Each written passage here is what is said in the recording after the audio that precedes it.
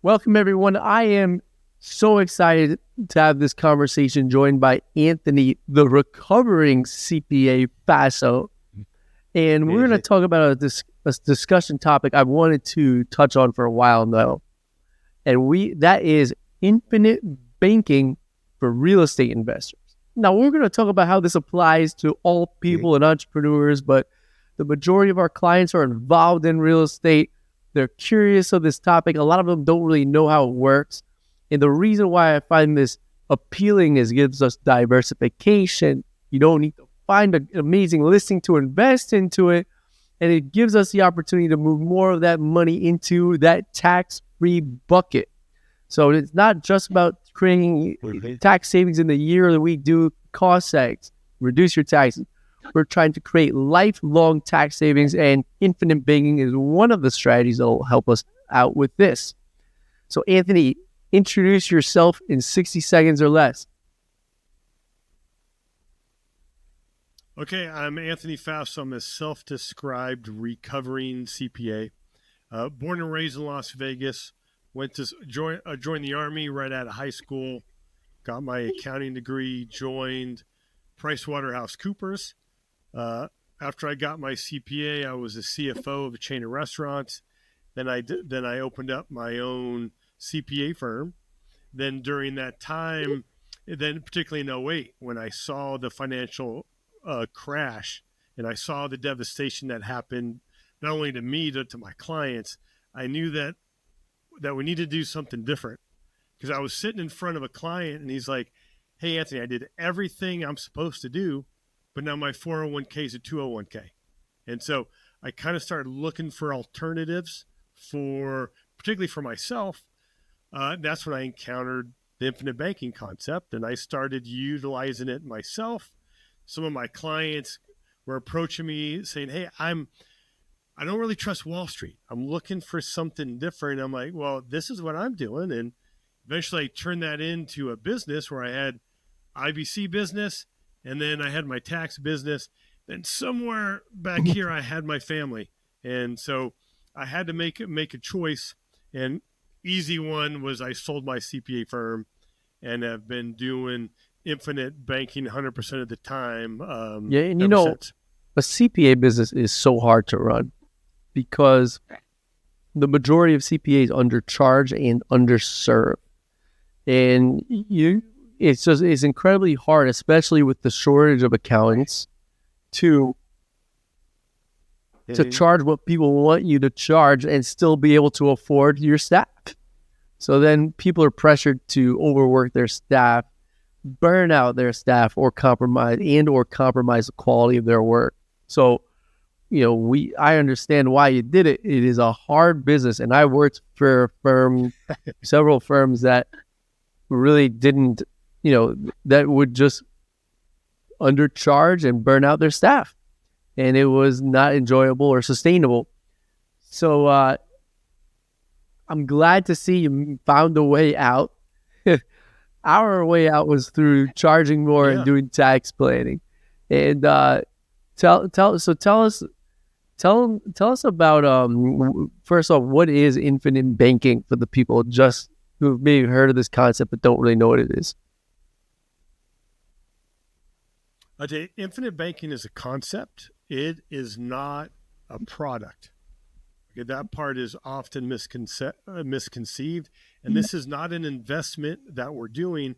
Again, this is a concept to improve our investing. And the simplest terms with infinite banking, with anything, I mean, let's put infinite banking to the side. We need to store our capital somewhere, right? Most people will use a bank, which there's some advantages to that because it's safe and liquid.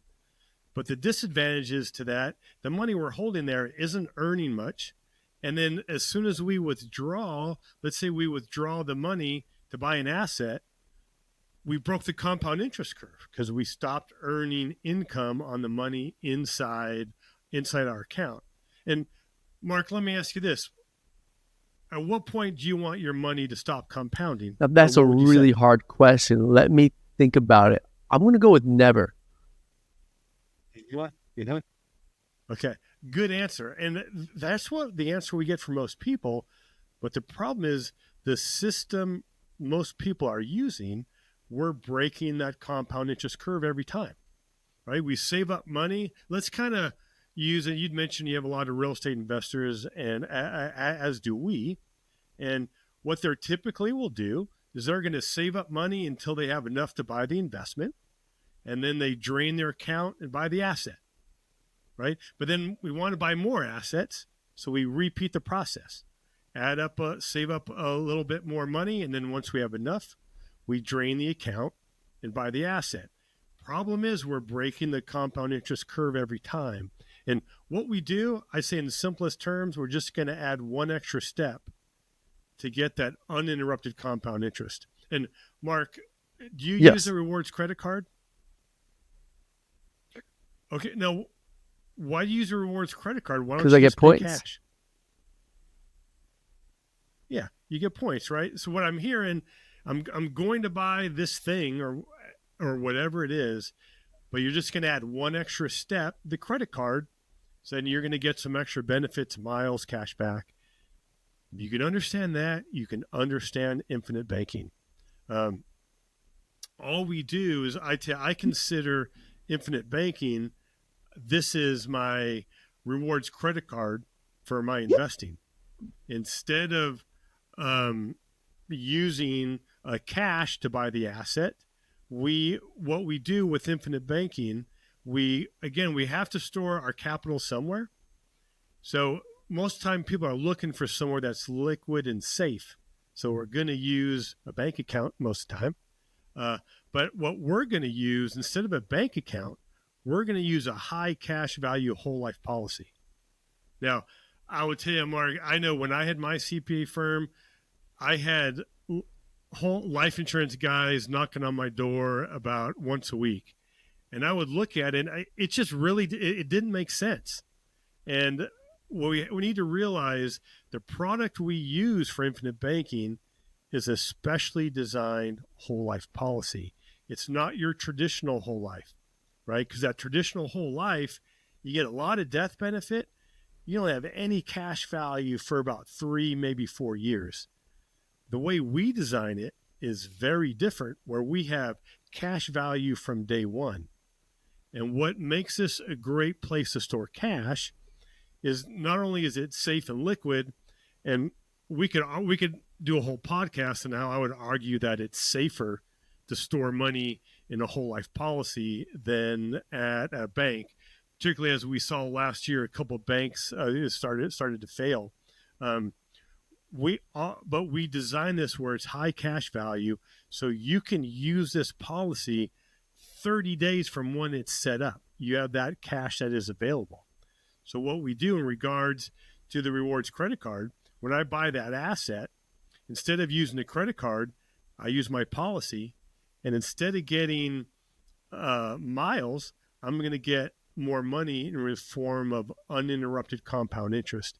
And the reason why this works is because with infinite banking, we don't drain the account when we use it. We use it as collateral. We actually use the money from the insurance company, and they put a lien against your policy. So what that means is that you have the ability to use that cash, and since we never touch your policy is continuing to grow. Like a prime example, what I've done with the down payments for my rental properties, again, I need to store the capital somewhere. I store it in a policy, and then when I put a down payment, I take a loan against my policy, so that way the money's still growing, and I use that to buy the asset. And then that asset, if it's a true asset, it's going to produce either cash flow or profits. We just use those cash flow and profits to repay the loan to the insurance company. Once that's done, I have my cash flowing asset, and my policy continued to grow at the same pace, whether I used it or not. So now I have both. I have the asset I was going to buy anyways, but I had that continued growth from my policy. So you know what I do then, Mark? I hit the repeat button and I buy another asset. And now I have 2 cash flowing assets. And in theory, if I'd like to, I could use that cash flow from asset 1 and the cash flow from asset 2 and repay that loan in half the time. Wonderful. And then I buy another asset and another asset. So this whole time, the goal isn't to have a lot of life insurance. The goal is to buy a lot of assets. But by you running it through a policy, just like a rewards credit card, instead of getting that miles, that policy is going to continue to grow with uninterrupted compound during that time, which then will allow, like you had mentioned, Mark, of one of the great reasons we use whole life, not just the safety and the liquidity, it's going to earn a much higher rate of return than a bank. That, because it's life insurance, any growth on that is tax-free, and you have access to it tax-free. And I didn't even mention the death benefit, right? Because that's not why we're doing it, but that is just additional icing on the cake, which would mean maybe we don't need as much term insurance because we have this permanent insurance here. And if we continue to do this, there's going to be a time, nobody knows when, but you're going to want to start winding things down. And so what we could do is we have all these assets we bought through our with our policy, and we still have our policy that continue to grow during this time. So what we can do is we can flip a switch. Instead of putting money in the policy, we can start taking it out. Because it's life insurance, that cash flow will be tax-free. Mm-hmm. Wonderful. So that was a long-winded answer there, Mark, but I'm passionate about this. I think that's what our audience really needs here to illustrate how powerful this is and the benefits. So what I do right now is I have a savings account that pays me about 5.5% interest, which is good, which is nice. But when I withdraw from that to maybe cover some additional costs or payroll, that money stops growing. And in addition to that, as this savings account grows, every year I have to pay interest on that income as well. I got to pay taxes on the interest. In your situation, the fund is going to grow and compound and continue to compound, even though I've taken some cash out, and is going to wouldn't you say it grows faster than 5%? Well, here's the thing with... I guess it depends on what it's investing in. We tell people it's going to be... it's going to be between 4 and 5%. Now, and I know a lot of people are like, hey, I'm getting 5% in my high yield savings. I get it. Well, for one, just as you alluded to, that 5% is taxable. So maybe depending on your tax bracket, maybe it's 4 or 3.5. But also, who knows how long we're going to get that 5%? 2 years ago, it was 0.5. What will it be 2 years from now? To be honest, I think 0.5 is too low and 5 is too high. I mean, eventually things should level out somewhere between a 2 to 2.5 range, right? But one thing I forgot to mention, another reason why we like whole life insurance is depending on which state you have, but every state has some level of asset protection. So like most states like Nevada, Texas, and Florida, and even New York, 100% of your cash value is protected from lawsuits. Can't say that in regards to a savings account. So not only that, but when you apply for your kid's education, it's not going to show up on the FAFSA application. So you can maybe qualify for more financing and get a favorable tuition amount that's due because of this as well.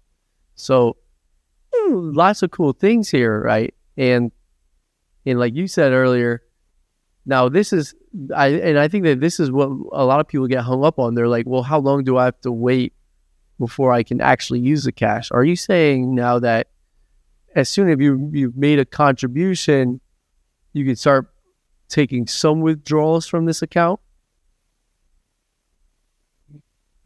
Awesome.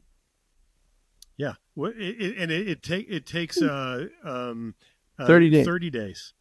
After you set up the policy, you can turn around and borrow against it 30 Can you give days later. me an understanding or a range of when is someone going to put the funds into the account? How often? How much per year? How much is allowable? What's the minimum? How do all these numbers play out? Okay. Great question. And one of the many great things about when we're using whole life, this isn't a government created plan like an IRA or 401k or SEP where the government creates the rules. This is a private contract between you and the insurance company. Now, Congress does have some leeway in regards to what's taxable or not. But other than that, as far as there's unlimited deposits into this. And the way that I tell you, Mark, the way that we work is more on a education basis. We teach people how and why this works. And you know what? There's some good things about infinite banking, and there's some not so good things, right? There's pros and cons doing everything. And we're very clear in our education process what those are. In regards to a minimum, what we tell people, the minimum for a policy is 10 times your age per month. So for our non-CPA listeners, okay, you're 40 years old, that's $400 a month. Now, but as far as the limit, there is no limit. We have people putting in, a lump sum at the beginning, because we have a lot of clients that are sitting on cash. So we can dump that in immediately and turn around 30 days later and deploy it. And oftentimes with a lot of investors, their income is up and down, right? So what we typically will do is we design it where they're paying, whether it's monthly or annually, an amount that they're comfortable with and they feel secure making that deposit. But then we create room so when they do have a good month or they sell an asset, we can create room in the policy so they can dump that in when they have it. Awesome. So let's say we're a real estate investor here. We got ourselves set up with this whole life policy, and we have the added benefits here of protecting our heirs when we pass away. We have the ability to grow our wealth even when we're using that cash. What are some instances where this may not make sense for a real estate investor or entrepreneur?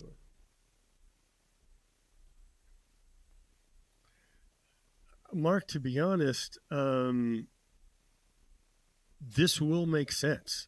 I mean, the only time it doesn't, one thing that is unique about this takes a little bit of input, right? There's some learning at the beginning. And Mark, we have an online course that's focused on education. At the end of this, we typically charge $1,000 for the course, but I'm going to give your listeners a free link. We just want them to learn about it. Maybe it's for you, maybe it's not. But for the people that it's not for, this is going to take a little discipline, right? When you take that money out of that policy, they don't run your credit. They don't ask you what it's for. They don't ask you how you're going to repay it. Because again, we got to remember, this is fully collateralized by your cash value. The insurance company is not going to lose money. They will literally wait until you die, and that death benefit will pay off any loans. So that's why it's so advantageous. And that's why they're not going to call you. They're not going to bug you on repaying the loan. It is fine on their part as long as you take it. But the problem is, you can imagine, Mark, with that much freedom, it can be overutilized. And on case in point for me, when I first got my policy, I took it and I took a loan, and I actually paid off a loan, a debt. And in theory, what I should have is just, instead of repaying Ford credit, just send that money to my policy. And to be honest, I didn't, right? Because nobody was forcing me to. I got a little lazy. I mean, I was in the middle of tax season. I'm kind of busy. But then I realized that I'm only cheating myself, that if I don't put that money back in, I can't reuse it. And that's why it's important. If somebody's interested in infinite banking, they need to use an agent who specializes in infinite banking, because the design is unique. And also we need to have the systems in place to help you access the cash value, right? And how do we put it back? You need somebody who understands this, and ideally somebody that you click with, because this is a long-term relationship. So maybe somebody has their brother or family member who sells life insurance. They have access to the same products, but it's just like in using golf clubs, right? You can have Tiger Woods golf club, but that doesn't mean you're going to swing like Tiger. You got to learn how to use those tools. So it's important to work with an agent who understands, who has Tiger's swing, the equivalent when utilizing and setting up a policy. I've talked to a lot of people about the power of this, not only growing over time and compounding tax-free over time. So having a life insurance policy is a big part of your retirement plan for many people. People always think you got your IRA and your 401k, which are good in the Roth, but also in this mix for a lot of, and especially for a lot of affluent people, is a life insurance policy that will help finance their retirement. Yeah, I mean, I don't think anybody's argue. I mean, if taxes are going up or down, I mean, they're going to go up, and they potentially to go way up. And that's one of the many problems. We're not big fans of these government-controlled plans, these 401ks or IRAs, for many reasons. But, a lot of times people are making decisions solely based on the tax impact, which taxes are important and they should be taken into account, but it shouldn't be the sole reason for your decision on making an investment.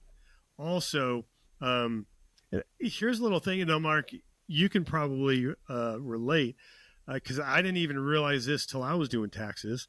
But another advantage of having policies ideally on each spouse is odds are you're not going to... Have you seen The Notebook? I have not. Sorry to leave. All right. You ever want to score some points with your girlfriend? Just say, hey, let's cuddle and watch The Notebook. But Mark, I'm going to ruin the ending for you because it's been out 20 years, man. I'm going to brace myself. Okay, you can deal. You'll be okay. It's a great movie, anyways, even though you know the ending. But it ends. They're cuddling in bed together, and they both pass away. Beautiful story. I cried. I ain't gonna lie. But odds are that ain't gonna happen, right? Somebody is going to go first. And what I didn't realize until this happened to one of my clients is when that person who goes first, two things happen. Well, let's say three. One is you're going to lose the lower of the Social Security. So that income, you're going to lose some of that income coming in each month. Now you're no longer married filing jointly. You are single. So there's a potential for you to be in a higher tax bracket. And for the most part, a lot of your expenses stayed the same. So the problem is we have less money coming in when we have more going out. And plus, let's not to mention, we just lost our spouse. I mean, I'm sure there's some emotional stress going on as well, but having these policies allow a windfall for that surviving spouse. Interesting. So I imagine when you're looking at this, because this is more appealing than having cash in a savings account, I imagine that there is some sort of conversation on how much do you need to put into this and still have liquid in the savings account, or could you just minimize the amount that you're having, as savings and just pull from this on an as needed basis from the life insurance? Great question, Mark. I would tell you what, just I alluded to before, we're more on an educational basis. So when somebody comes through our process, we're going to have them decide what they feel comfortable putting in their policy. Now, like for me, I did my first policy 15 years ago. Nobody I knew had heard about infinite banking. It sounded great because I read the book that started it all is called Becoming Your Own Banker by R. Nelson Nash, which you can get on Amazon. I read that book. I was like, this is amazing. Like I couldn't sleep for 3 days, just kind of running everything through my head, but still it was different. And so I got a small policy and I put my toe in the water. Wanted to try this out to see how it worked. And as I felt more comfortable, then I got additional policies on me, my family members, business and business partners.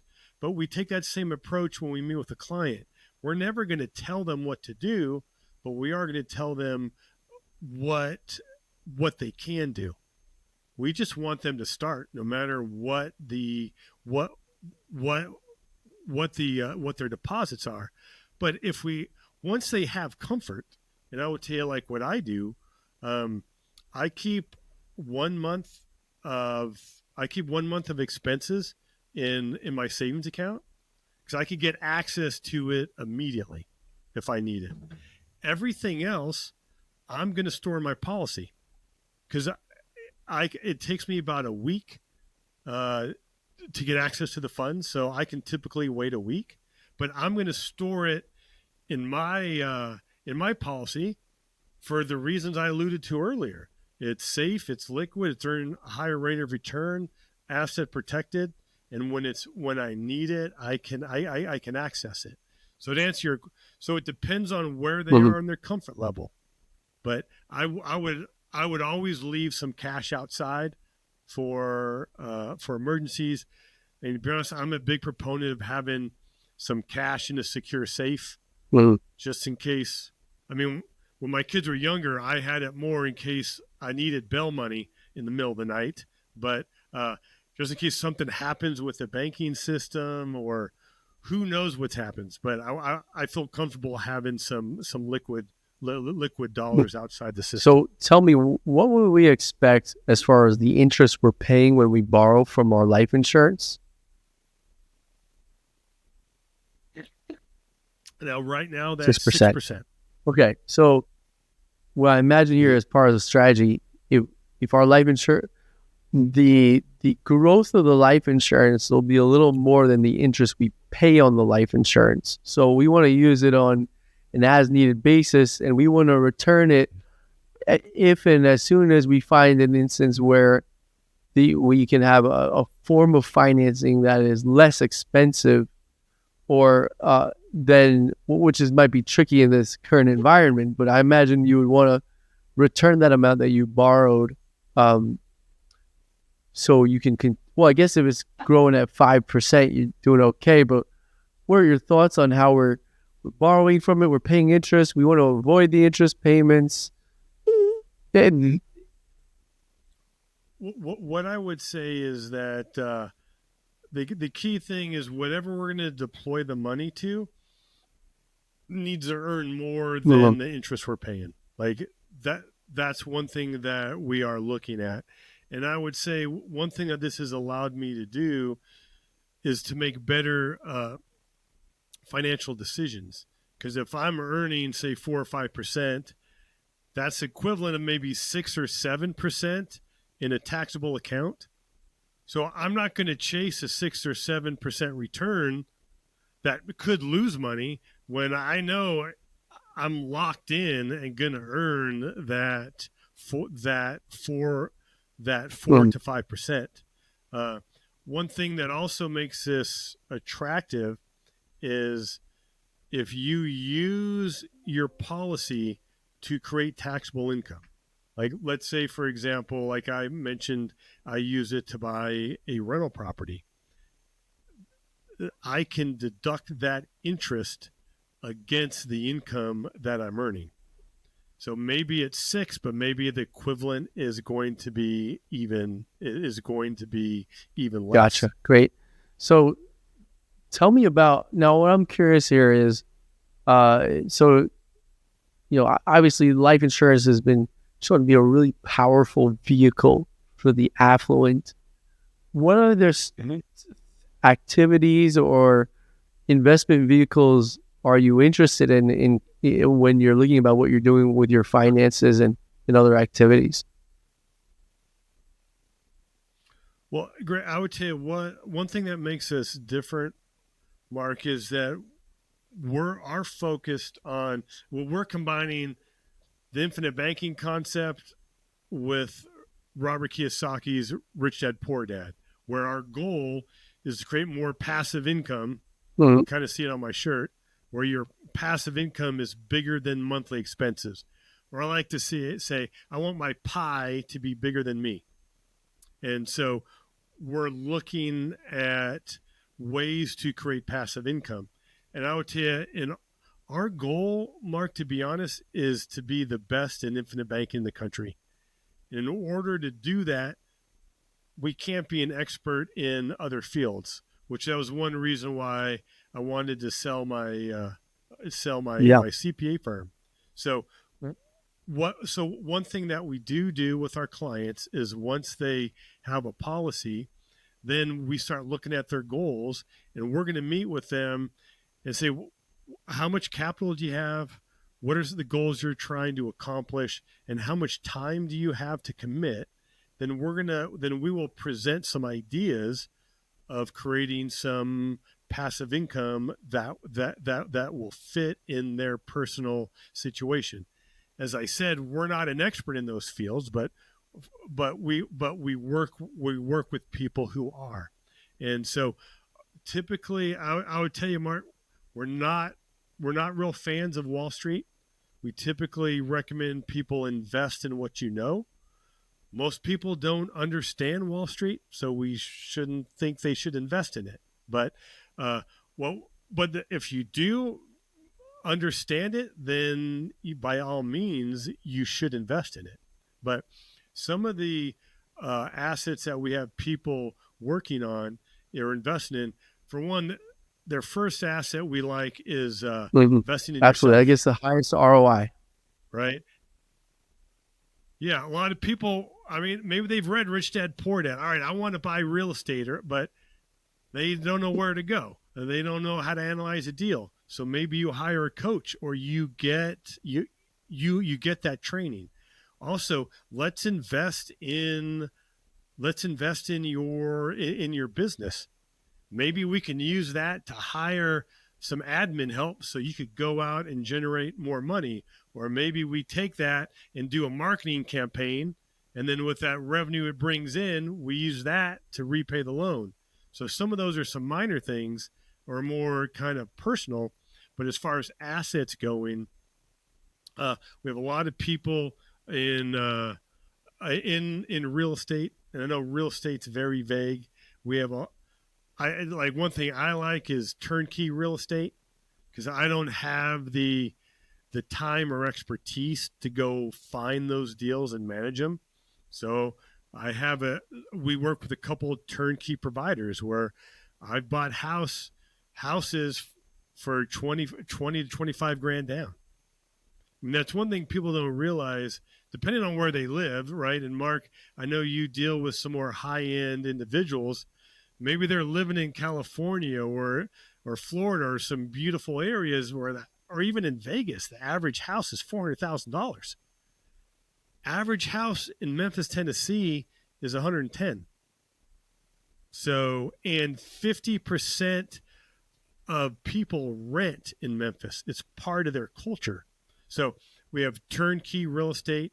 We have people flipping real estate, flipping raw land in the middle of nowhere.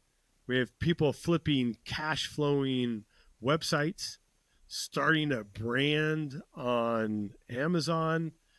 One thing I also like is investing in ATM machines where you buy and manage them yourself, or there's some syndications where you can buy them through the syndication. And particularly, and Mark, I'm sure you can understand, there's that difference between passive and active income. So a lot of times if people have a lot of passive losses from their real estate, they may not be able to deduct them. So then, let's create some assets that create passive income. So then we can offset that with their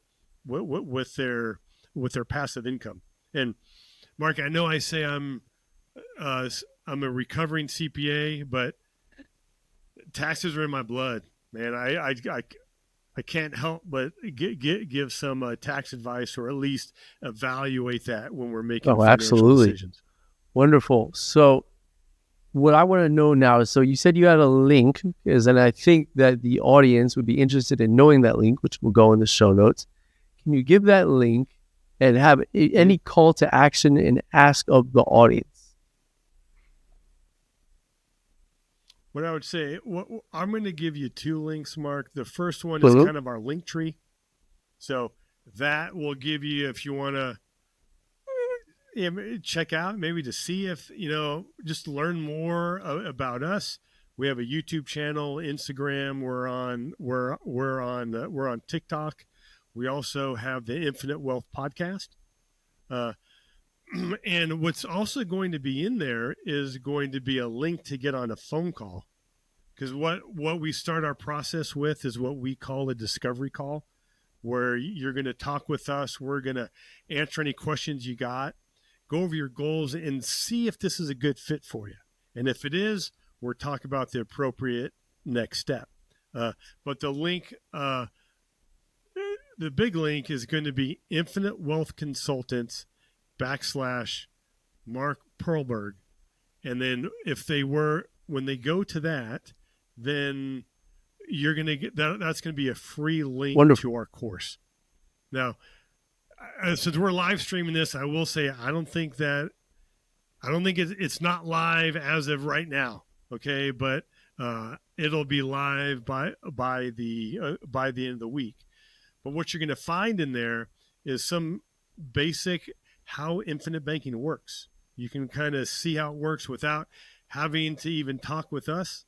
So it's not for you. You just never have to get on the phone with us. But I would say there's a couple of videos that I like in there, and one is because we do the math, buying an asset, storing that money in a bank account, and buying an asset.